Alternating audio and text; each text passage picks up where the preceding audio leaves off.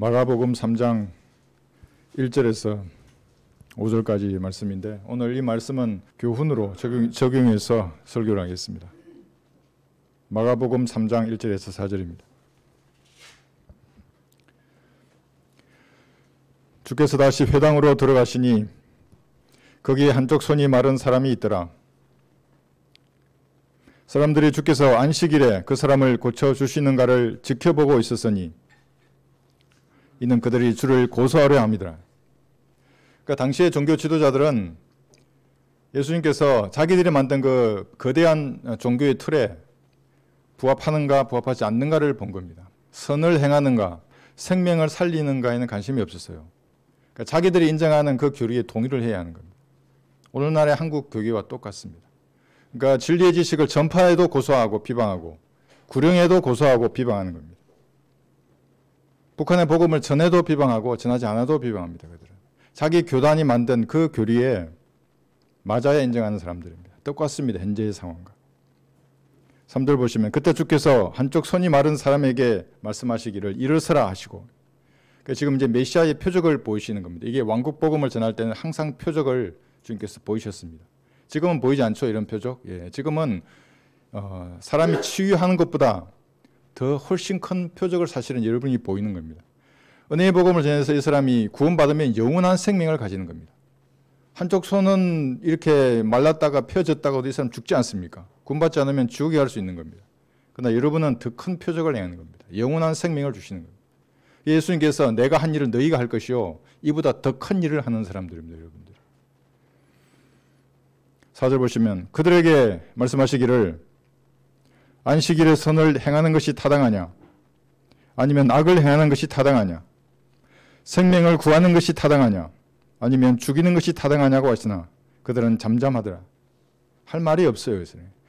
예수님과의 그 질의응답, 논리싸움에서 이긴 종교 지도자는 한 사람도 없습니다. 이것은 백부자 심판 때 그대로 재현될 겁니다. 수많은 사람들이 자신의 말로 사상으로 예수님을 이기려고 할 겁니다. 이제 눈앞에 불못이 보이거든요. 예수님은 다 이기실 겁니다. 예수님께서 생명을 구하는 것에는 관심이 없고 자신들이 정한 그 안식일을 범했다고 트집을 잡는 것입니다.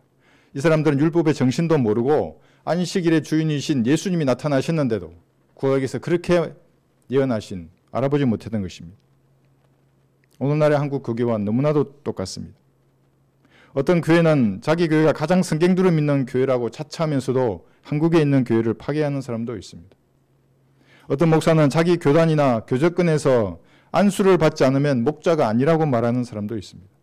성경을 공부하지 않은 무식한 사람들입니다. 주님께서는 이런 거대한 교단 교회나 교적권 교회에게 2,500만 북한 주민에게 생명을 구하는 일을 맡기지 않았습니다. 그들에게 필요한 지식과 지혜를 닫아버리는 것입니다. 종교적인 기득권을 가진 그러한 유명한 목사들, 자신의 기준에 맞지 않으면 생명을 구하는 우리 교회의 사익을 비방하고 고소하기를 멈추지를 않습니다.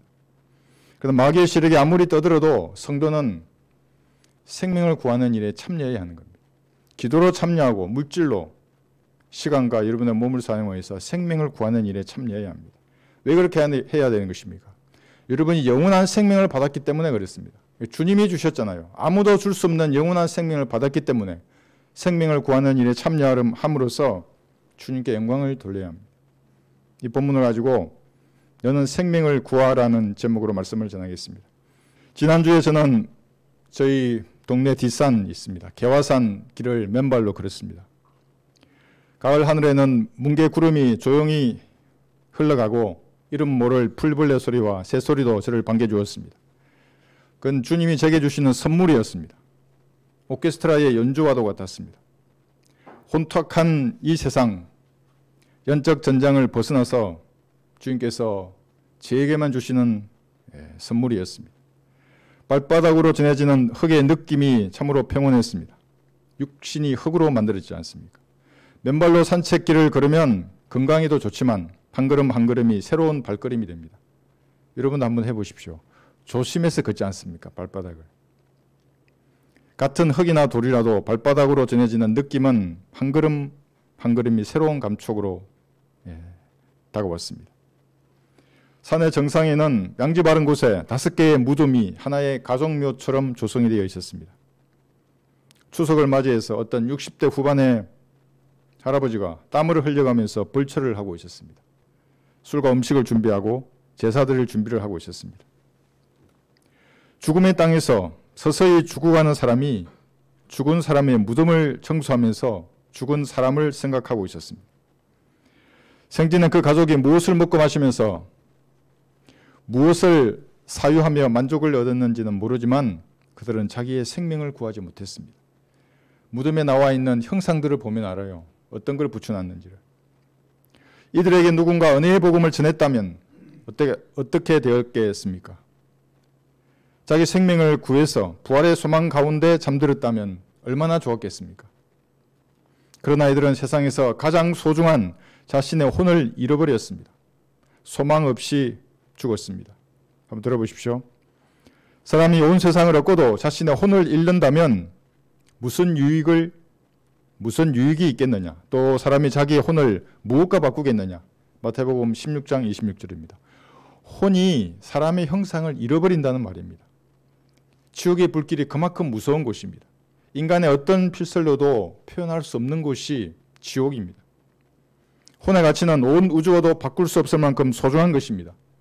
한번 생각해 보십시오. 혼은 추억을 가지고 있습니다. 과거의 기억들.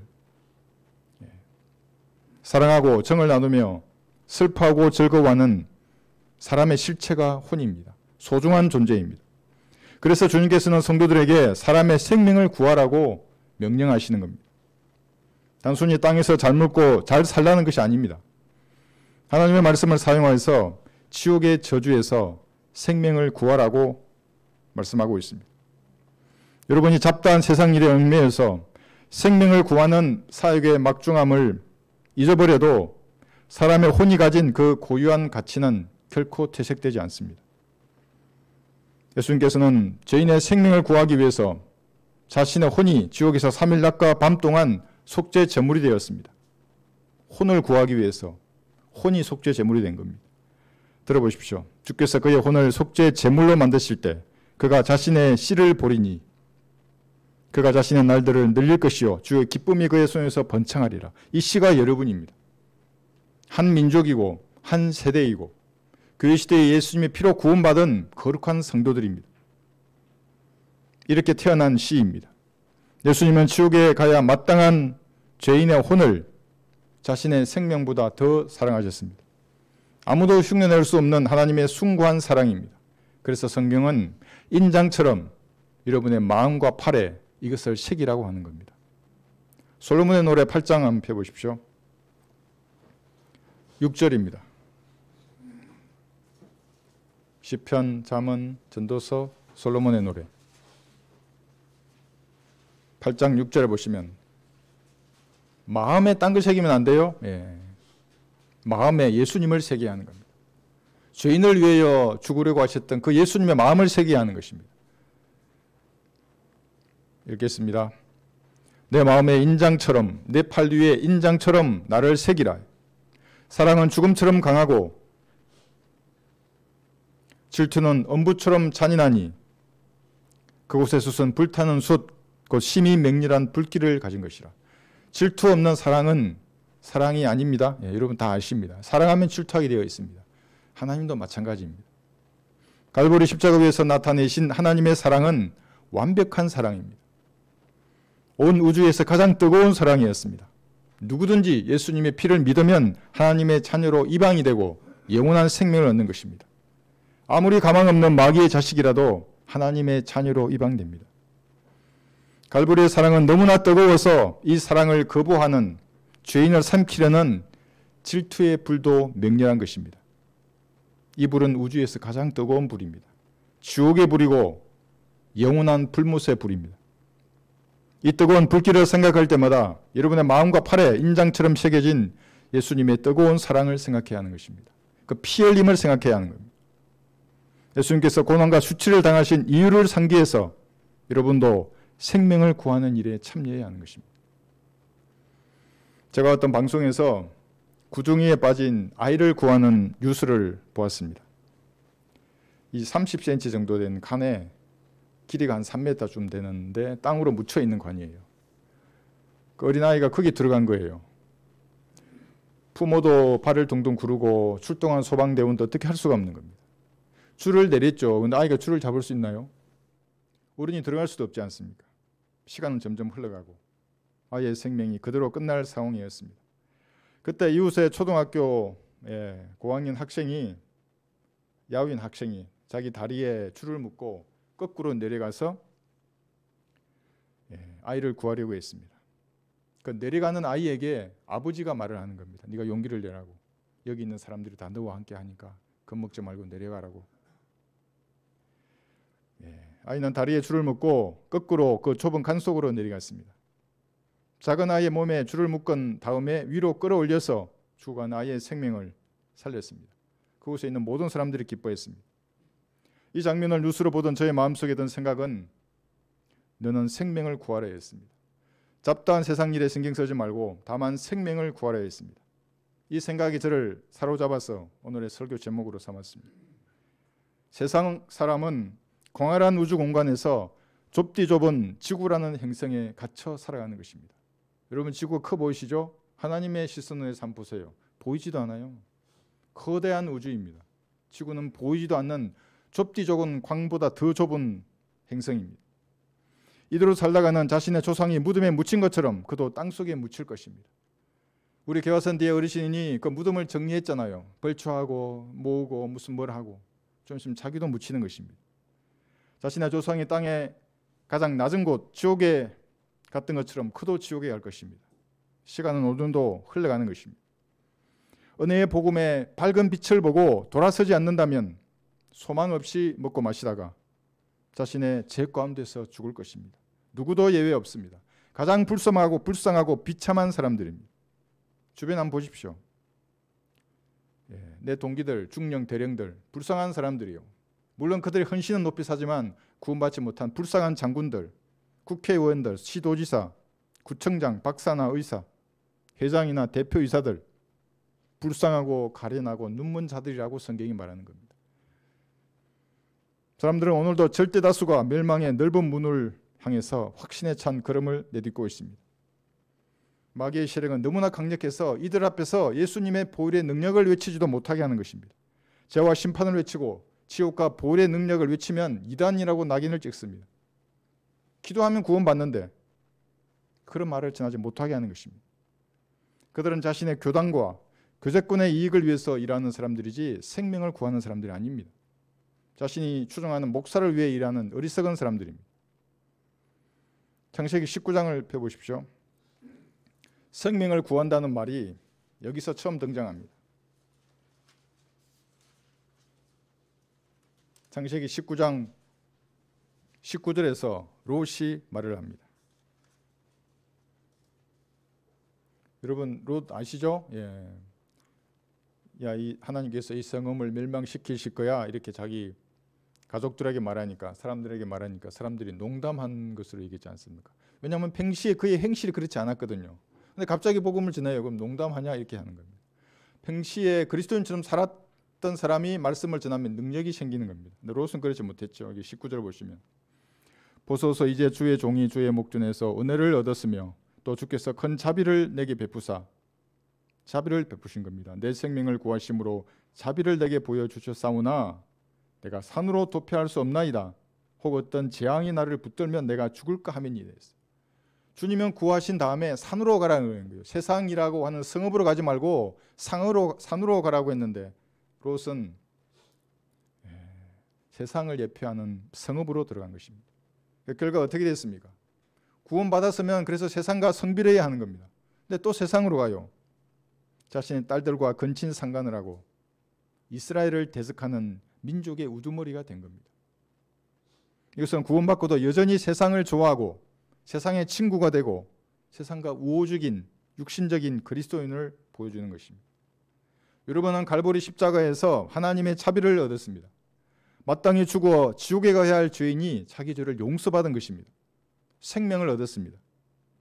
만약 여러분의 행위와 생각의 모든 상상이 기록된 책, 그 책에 기록된 대로 지금 심판을 받는다면 이 중에서 지옥에 던져지지 않을 사람이 어디에 있겠습니까? 한 사람도 없습니다. 하나님의 자비를 받은 것입니다. 거룩한 천사들이 빛보다 더 빠른 속도로 즉시 그 죄인을 지옥에 던진 다음 쾅 하고 문을 닫을 것입니다. 그런데 하나님께서는 갈보리의 피를 믿는 믿음을 보시고 여러분에게 자비를 베푸셨습니다. 죄를 용서받을 만한 어떤 선함도 없었고 자비를 얻을 만한 어떤 어려움도 없던 죄인이 예수님을 구주로 영접하였더니 어렵게 되고 거룩하게 되고 하나님의 아들들로 이방이 되었습니다. 여러분의 혼이 생명을 얻은 것입니다. 그랬다면 롯처럼 성읍이라는 세상으로 다시 돌아가지 말아야 하는 것입니다. 여기 15, 16절 한번 보십시오. 롯은 세상에서 놀던 그 재미를 못 버린 겁니다. 그러니까 나오라 그러니까 머뭇거립니다. 여기서 15절 아침이 밝아오니 천사들이 롯을 재촉하며 말하기를 일어나서 내 아내와 여기에 있는 내 두 딸을 데리고 가라. 그래야 내가 성읍의 제약 속에서 소멸되지 않게 되리라 하더라. 자비를 얻은 거죠. 롯이 머뭇거리고 있을 때 세상이 너무 좋아요. 머뭇거리는 겁니다. 그 사람들이 그의 손과 그의 아내의 손과 그의 두 딸의 손을 잡았고 주께서 그에게 자비를 베푸시어 그를 인도하여 성읍 밖에 두시니라. 롯은 고민했습니다. 성읍 안에서 놀던 가락을 버리지 못한 것입니다. 내가 산에 가면 무슨 재미로 인생을 살아야 되는가? 그곳에는 술도 없고 친구도 없고 넷플릭스 드라마도 없고 영화도 없는데 수다 떨 사람들도 없는데 난 외톨이처럼 살아야 하는가? 롯은 이렇게 생각했을 것입니다. 세상에 대한 미련을 버리지 못하고 갈까 말까 성별할까 말까를 머뭇거리했습니다.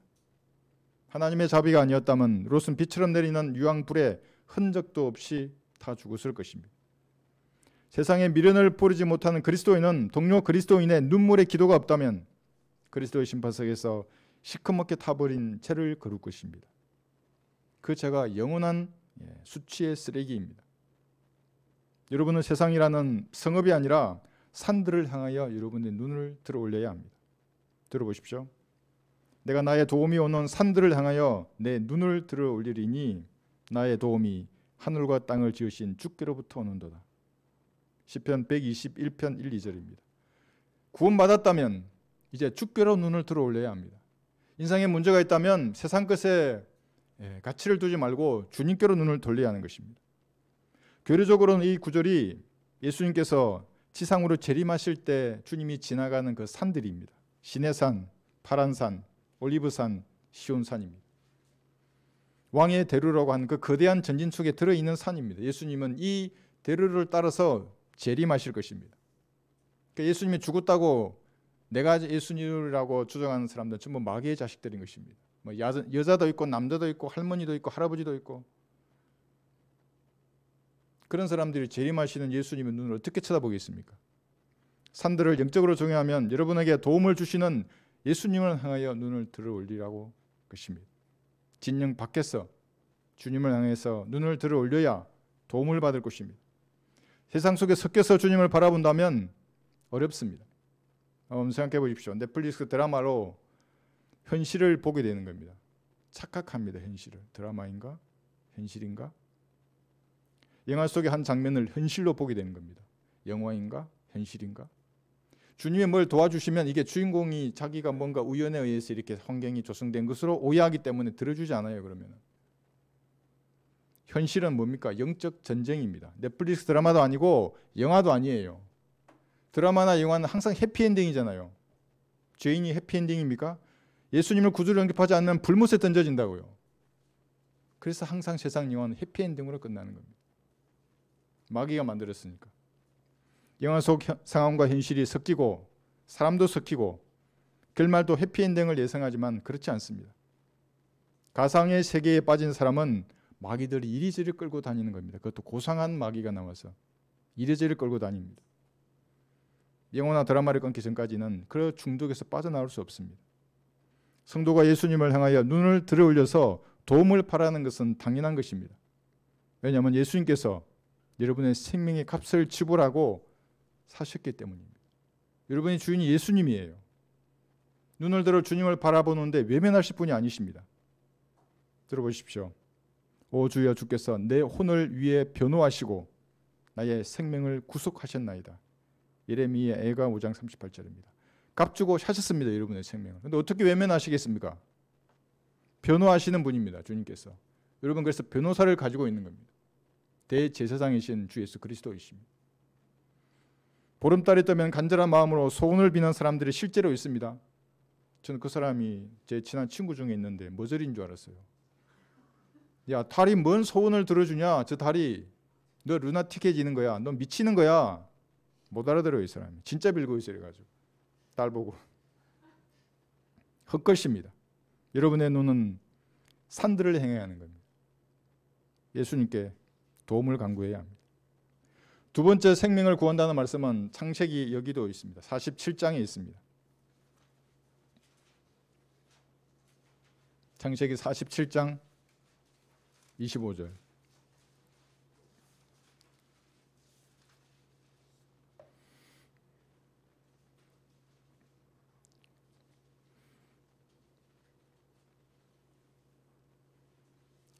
이집트인들이 말하는 겁니다.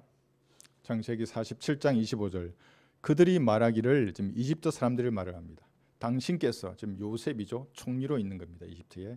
우리의 생명을 구원하셨으니 우리가 내 주의 목전에서 은혜를 얻고 파라오의 종들이 되겠나이다 하더라. 이것은 지금 기근으로 죽어가는 상황에서 요셉은 농사를 지어가지고 20%는 국가에 바치고 80%는 너에게 먹으라 하는 겁니다. 얼마나 좋은 안이에요. 그랬더니 이집트인들은 먹을 것을 주어 육신의 생명을 구해준 파라오의 종이 되겠습니다 라고 말하는 것입니다. 은혜에 보답하려는 이런 마음은 사람이나 짐승이나 똑같은 것입니다. 여러분 보셨어요? 사망에서 목이 말라 죽어가는 작은 짐승들이 있어요. 뱀도 있고. 여행하는 사람이 자기 물통에 물을 주잖아요.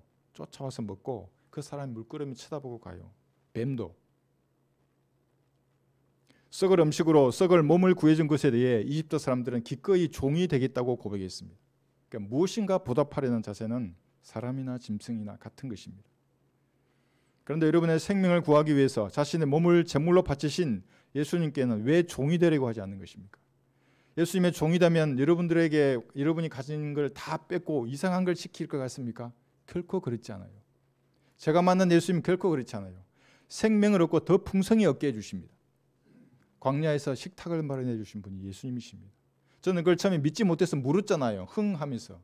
진짜 그럴 수 있어요? 진짜 그렇다고 성경이 말하는 겁니다. 종이라면 주님께서 무엇을 빼앗아가지 않고 여러분이 원하는 것을 주십니다.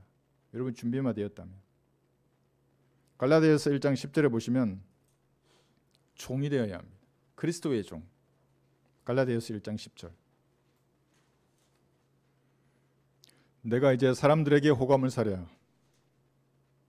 아니면 하나님께 사랴? 아니면 내가 사람들을 기쁘게 하려고 하겠느냐? 내가 아직도 사람들을 기쁘게 하려고 한다면 나는 그리스도의 종이 아니니라. 물론 여러분들은 더 많은 사람을 얻기 위해서 바울처럼 다른 사람의 종이 되고 또 때로는 다른 사람을 존경하고 섬겨야 합니다. 그러나 사람들의 평판이 두려워서 세상에 보는 시각이 두려워서 하나님의 말씀에 대한 여러분의 믿음을 타협해버리면 이건 다 잃어버리는 겁니다. 어떻게 종이 그럴 수 있어요? 제가 말씀드렸잖아요. 성경에 나온 진리가 아니면 다 양보해라고. 전 다 양보해요. 진리가 아니면. 고집할 이유가 전혀 없습니다. 예수님께서는 사람들의 기분을 맞추지 않으시고 핵심과 본질을 찔러서 항상 말씀하셨습니다. 세상에서 가장 온유하셨던 예수님은 종교 지도자들을 향해서 이렇게 말씀하셨습니다. 야, 이 뱀들아, 독사들의 세대야, 이 위선자들아, 너희는 회칠한 무덤이라고 말씀하셨습니다. 예수 그리스도의 영을 가진 그리스도인도 마찬가지입니다.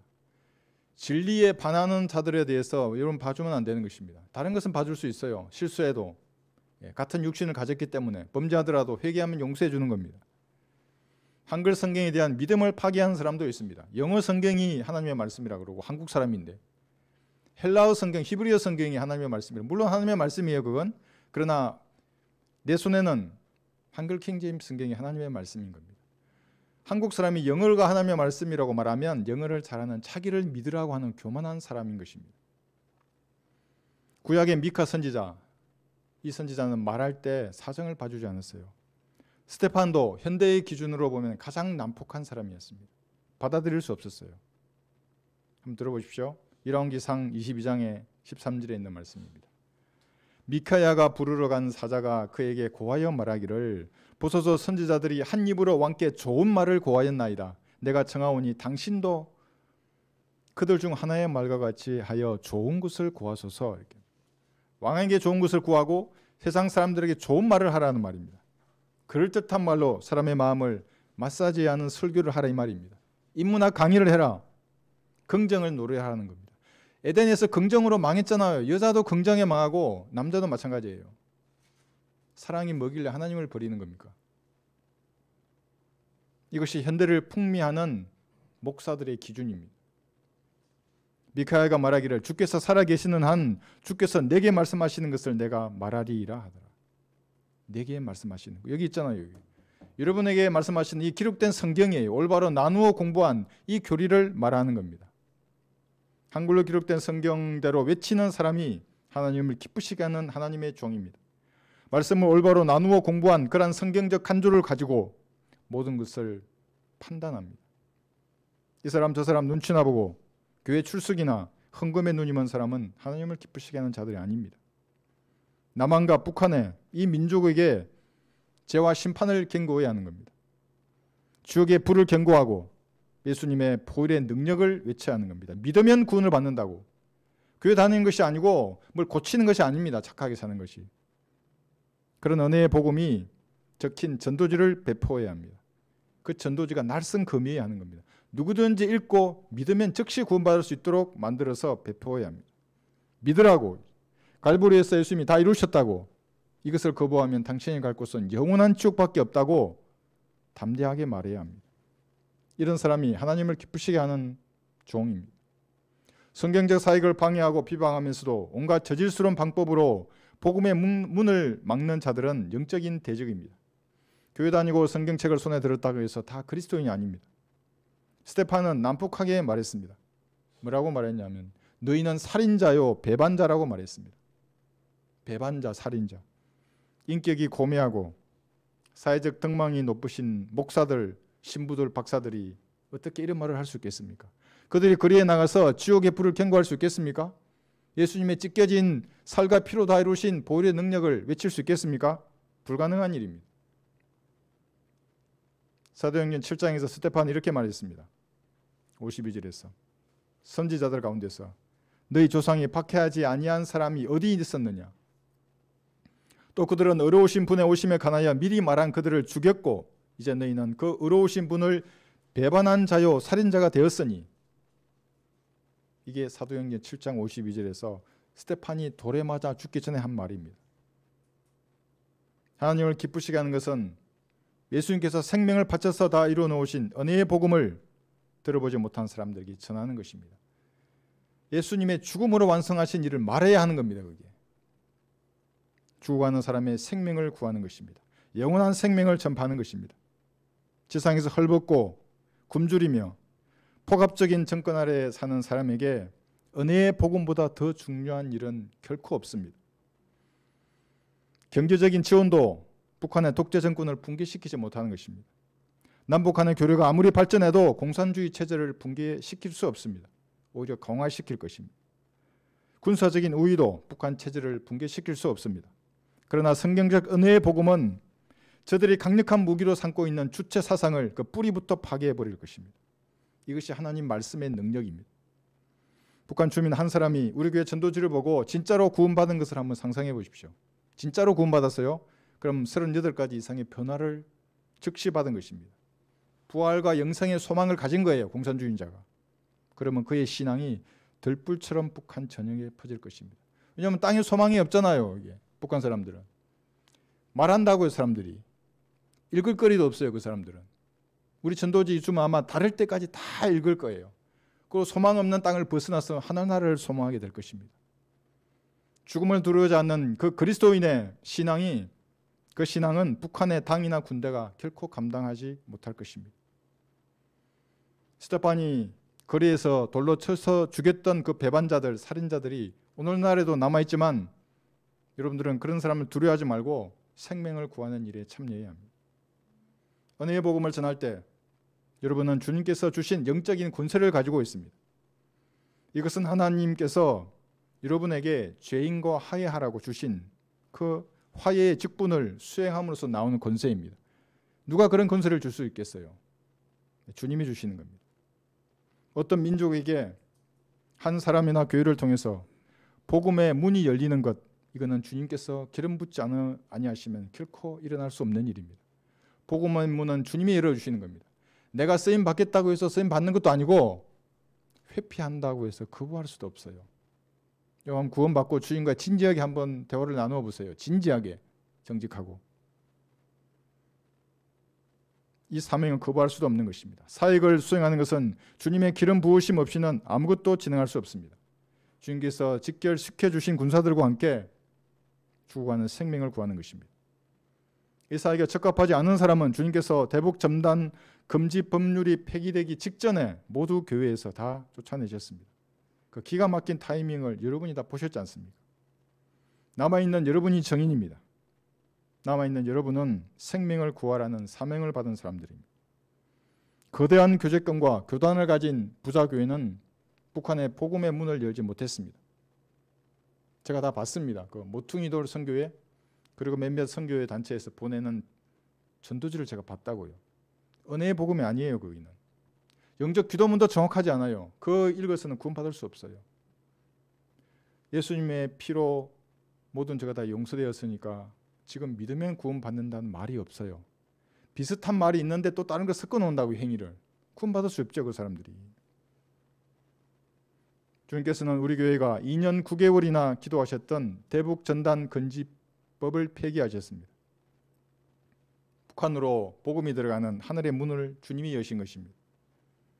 이제는 이 일에 동참케 하신 주님께 감사를 드리고 여러분을 성찰해야 합니다. 주님께서 도구로 사용하시기에 너저분한 것이 있는지를 스스로 판단해보고 기도로 이 영적 전쟁을 준비해야 하는 것입니다. 비방하고 위협하는 마귀의 세력을 잠재워야 합니다. 그럼 기도하셔야 하는 겁니다. 그러니까 남풍이 불어야 합니다. 제 기도 제목을 유튜브 커뮤니티에 올렸더니 제주도에서도 기도하신다 그러고 영덕에서도 기도하신다 그러고 아마 더 많은 분들이 기도하실 겁니다. 저기 지방에 계신 분들 기도하십시오. 따뜻한 바람이 제주도에서부터 불어와야 하는 겁니다. 1년에 한두 번밖에 불지 않지만 우리가 사역할 때는 항상 10번씩 불었다고요. 제가 다 가지고 있어요. 증거들을. 그리고 모든 필요가 채워지도록 기도해야 하는 겁니다. 적당히 기도하지 말고 죽어가는 생명을 살리는 일에 동참하는 거지 않습니까? 그래서 진지하게 주님 앞에 아뢰야 하는 것입니다. 하나님께서 성인하신 복음 전파의 임무를 온전히 수행하여서 하나님을 기쁘시게 해드려야 합니다. 들어보십시오. 오히려 하나님의 성인을 받아 복음을 위탁받은 대로 전하노니 복음 전하는 게 누구의 성인을 받은 거예요? 하나님의 성인을 받은 겁니다. 제가 성인해야 전하고 이런 거 없어요? 여러분이 기도해 보시면 돼요. 주님 뭐라고 말씀하시는지. 이는 사람들을 기쁘게 하려 함이 아니며 우리의 마음을 시험하시는 하나님만을 기쁘시게 하려 함이니라. 데살로니가 전서 2장 4절입니다. 벌레 같은 인간이 한량없는 은혜를 베풀어 주신 주님의 마음을 기쁘시게 해드린다는 것이 얼마나 영광스러운 일이겠습니까? 짐승처럼 어제도 먹고 마시고 오늘도 먹고 마시고 내일도 먹고 마시다가 거룩하신 주님의 얼굴을 뵙는다면 그것은 참으로 부끄러운 일이 될 것입니다. 세 번째로 생명을 구한다는 말씀은 사무엘하 19장에 있습니다. 한번 펴보십시오. 사무엘하 19장 5절. 여기도 부끄러움이 등장합니다. 사무엘하 19장 5절. 그때 요압이 집에 이르러 왕에게, 지금 다윗에게 말하는 겁니다.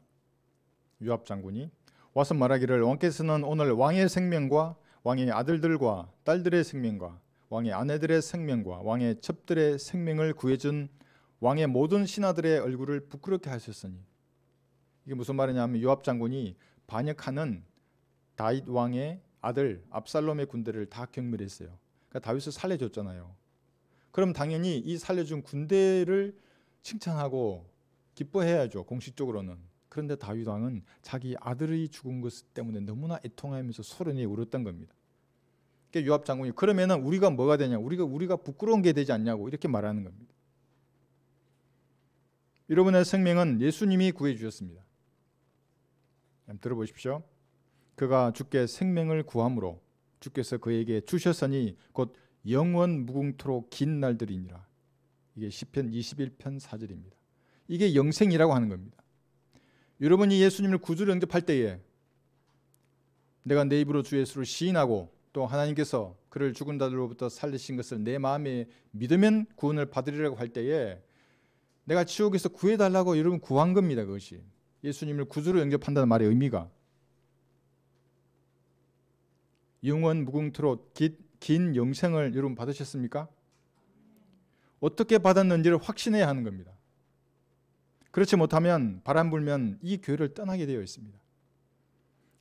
계속 제가 읽을게요. 시편 21편 5절인데 그의 영광은 주의 구원 안에서 위대하며 주께서 존귀와 위엄을 그에게 두셨으며 이는 주께서 그에게 최상의 복을 영원히 받게 하셨으며 주께서 그의 주의 얼굴로 그를 심히 즐겁게 하셨습니다. 시편 21편 4절에서 6절입니다. 최상의 복, 영원한 생명을 여러분들이 가지셨습니다. 다른 무엇과도 바꿀 수 없는 것입니다. 대체할 수도 없는 복입니다. 팔복이 어떻게 여기에 끼어들 수 있어요? 팔복은 영원한 생명과 천국에서 지켜야 할 그 육신을 입은 사람들이 지켜야 할 행위들의 규범이에요. 그게. 그런데 여러분 예수님을 구주로 영접하면 영원 무궁토록 긴 날을 받은 것입니다. 여러분 예수님을 부끄럽게 할 경우는 없습니까? 원형 경기장을 둘러싼 구름 같은 정인들 부끄럽게 할 경우는 없습니까? 한번 들어보십시오. 그러므로 이처럼 많은 구름 같은 정인들이 또한 우리를 둘러싸고 있으니 우리 또한 모든 무거운 것과 쉽게 에워싸는 죄를 벗어버리고 인내로 우리 앞에 놓인 경주를 하자. 히브리서 12장 1절입니다.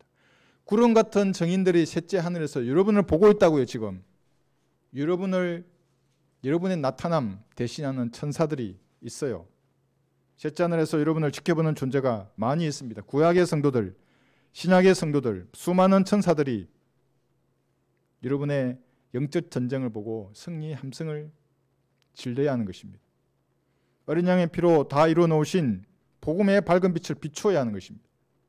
남한에도 비추고 북한에도 비추고 전 세계 방방곡곡에 주님께서 주시는 그 환경 가운데서 전해야 하는 것입니다. 그러면 하늘나라에서도 기쁨이 넘쳐날 것입니다. 들어보십시오.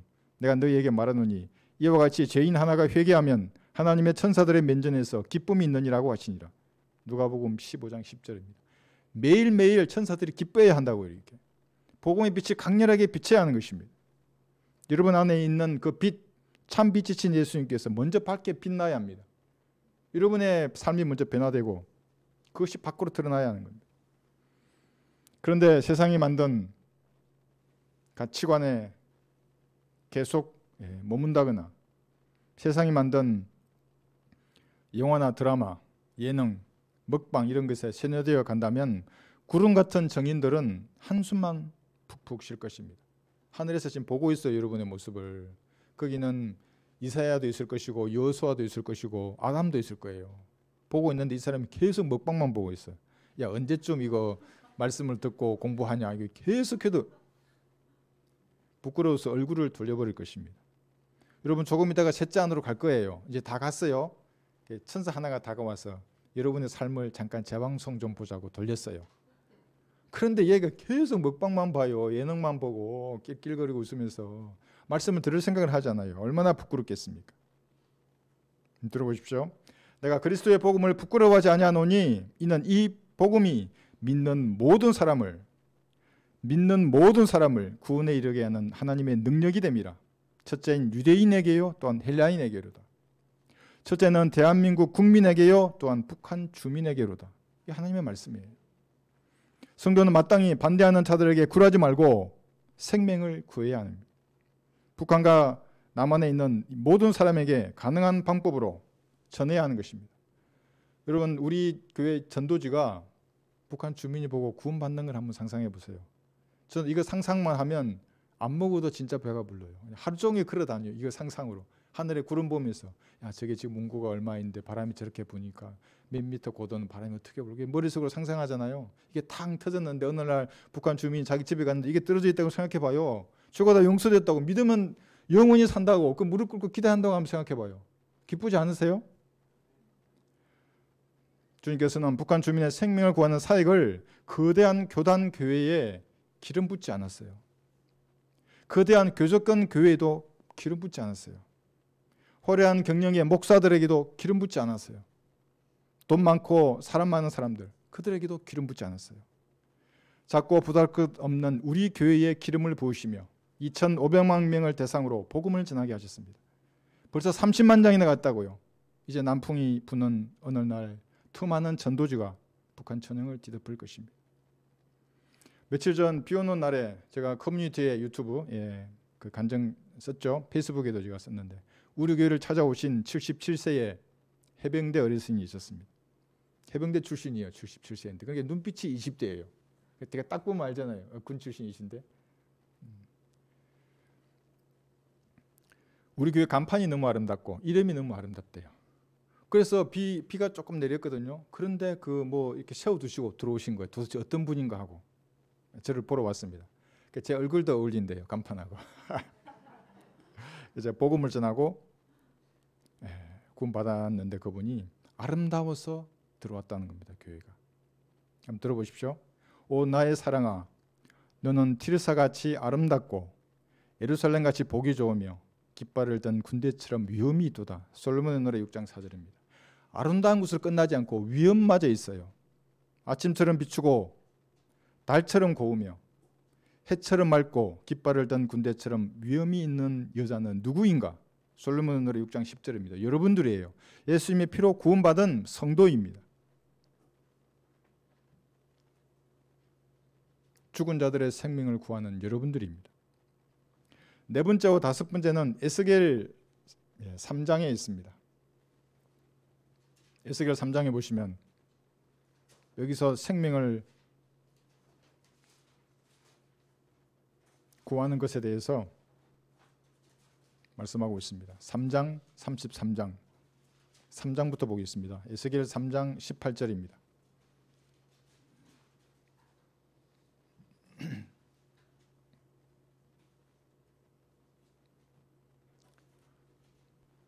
내가 악인에게 말하기를 너는 반드시 죽으리라 할 때에 성령께서 세상 모든 사람이 구원받기를 원하기 때문에 오늘도 그 죄인에게 의에 대해서 말하는 겁니다. 넌 의인이 아니야.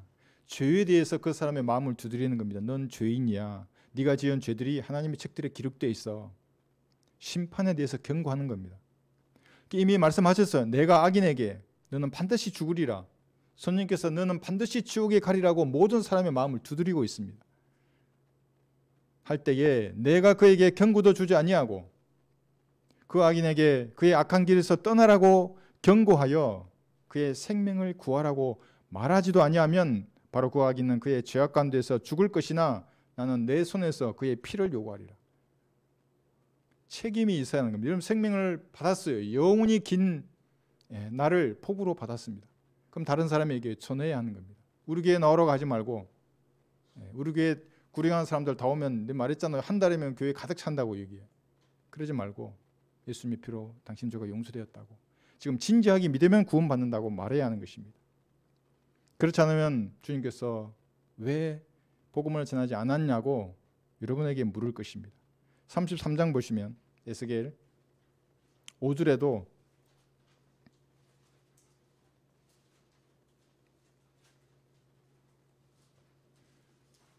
우리에게 교훈을 주는 말씀입니다. 복음을 전하지 않으면 그래서 사도 바울도 나에게 화가 있다고 하는 겁니다. 입이 말씀 여기까지 와다가 이거 말하면 혹시 내가 강신자 취급 당하지 않는가 하고 말씀을 넣었어요. 그럼 그 장면을 그대로 셋째 하늘에서 원형 경기장 둘러싸고 보고 있는 사람들 생각해 보세요. 와 이제 말한다. 이제 예수님의 피를 말하려고 하는데 그 얼마나 부끄럽겠어요. 야 막 한숨 쉬고. 보세요. 5절에 보시면 그가 나팔 소리를 듣고 경고를 받아들이지 아니하면 그의 피는 그의 머리로 돌아갈 것이나 그 경고를 받아들이는 자는 그의 생명을 구할 것이라. 그래서 예수님을 구주로 영접해야 할 가장 큰 동기가 뭐냐면 지옥의 불이에요. 발밑에서 영원한 불이 타오르고 있는 사람들은 무심한 듯 살아가는 겁니다. 뭘 먹고 마시고 나쁘다는 게 아닌데 구원받고 먹고 마시면 되잖아요. 어려운 것도 아닌데. 그리스도인의 임무는 생명을 구하라고 말하는 것입니다. 생명을 구하라고 여러분이 말하는 것입니다. 말씀을 듣고 정직하게 반응하면 생명을 얻지만 거부하는 사람은 생명을 잃을 것입니다. 그래서 여러분들에게는 사람들에게 선택의 기회를 주어야 하는 겁니다. 우리 전도지 잘 했지 않습니까? 선택하라고요. 여기 어디에 예정론이 끼어들 수 있습니까? 끼어들 수 없어요. 제한적 속죄가 어떻게 끼어들 수 있습니까? 본인이 선택하는 것인데. 세상에는 생명을 구하는 사람만 있는 것이 아니라 그런데 생명을 사냥하는 사냥꾼들도 있습니다. 여러분이 사냥꾼 보셨어요? 생명을 사냥하는 사냥꾼? 이런 사람은 사냥꾼의 복장을 갖추고 있습니다. 사냥꾼의 말을 하고 사냥꾼의 표정을 짓고 사냥꾼끼리 무리를 지어 돌아다니는 것입니다. 한번 들어보십시오. 이는 엄탕한 여자로 인하여 남자에게 한 조각 빵만 남게 됨이며 간음하는 여자는 귀중한 생명을 사냥할 것입니다. 잠언 6장 26절입니다. 이게 첫 번째 명백한 사냥꾼이에요. 간음하는 여자들. 실제적인 여자이기도 하지만 더 재질이 나쁜 사냥꾼들도 있습니다. 종교의 탈을 쓰고 성경적 사익을 비방하면서 다른 복음을 전하는 사람들입니다. 어떤 목사의 설교를 나는 5분 이상을 못 들어요. 달라요. 이게 말씀은 그렇게 되지 않는데 사람의 감정을 띄우는 겁니다. 산으로 가면 갈수록 그래요. 기도원으로 갈수록 사람의 감정을 띄우고 북치고 장구치고, 장구는 없네. 북치고 전자기타 치고 사람 이렇게 뛰면서 무당으로 만드는 겁니다. 기록된 말씀을 믿는 믿음을 행사하도록 말씀을 전해야 된다고요. 사냥꾼들입니다. 사냥꾼들은 오늘도 멋진 옷을 착용하고 번질거리는 얼굴로 사랑과 평화를 외치는 겁니다. 성김을 말하고 경배를 얘기하고 성경과 하나님을 입에 담으면서도 사역이라는 것을 하지만 이들은 귀중한 혼들을 사냥하는 마귀의 세력들입니다. 은혜의 복음과 왕국 복음이 섞여버렸다고요. 사람들이. 영원한 복음도 섞였다고요. 우리 지하철에 가보세요. 요즘 지하철 여러분 보세요. 핏개 들고 666 표 받지 말라고 돌아다니는 아줌마들. 내 전도지 좀 받지도 않아요. 그 아줌마들은. 가짜게 여기는 겁니다. 예수님의 피로 다 이뤘다는 말이 표를 안 받아야지. 무슨 사냥꾼들입니다. 그들에게 당한 사람들입니다. 뿐만 아니라 문화나 교육, 정치와 과학, 철학이나 공학의 탈을 쓰고 말하는 사냥꾼들도 있습니다. 그럴듯하지 않습니까? 이 사람들을 보면. 유튜브에 넘쳐나는 것입니다. 온라인 공간의 95% 이상을 이런 사냥꾼들이 차지해버렸습니다. 마지막으로 베드로전서 3장을 한번 펴보십시오.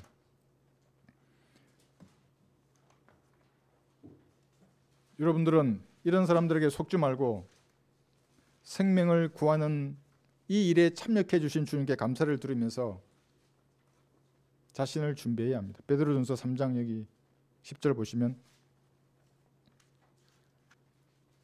그러므로 생명을 사랑하고 좋은 날들을 볼 사람은 자기 혀를 악으로부터 지키며 자기 입술로 어떠한 교활도 말하지 않게 하라 그랬어요. 교활하게 말하는 사람들로부터 여러분 스스로를 지켜야 하는 겁니다. 생명을 구하는 것에서 돌이키게 만드는 사람들입니다. 그 교활한 말로부터 여러분 자신을 지키고 주님께서 여러분을 도구로 사용하시도록 기도해야 하는 것입니다. 이런 것을 흔들리지 말고 주님이 주시는 사명을 감당해야 합니다. 스스로를 준비해야 하는 것입니다. 소중한 생명을 구하는 그런 여러분들이 되시기를 바랍니다. 여러분 기도하실 때에 주님 앞에 정직하고 진지하게 아뢰십시오. 뭔가 새로운 걸 도전받은 게 있으십니까? 주님 앞에 아뢰십시오. 뭐 깨달은 것이 있습니까? 그렇지 않으면 하나님께서 여러분에게 뭔가 자백하라고 하는 것이 있습니까? 모든 불교라고 들은 것이 있으면 다 씻어내시고 참신한 마음으로 주님 앞에 다가서십시오. 그래서 주님께서 도구로 여러분들을 사용하실 때에 기쁜 마음으로 쓰임받는 여러분 되시기 바랍니다. 기도하십시오.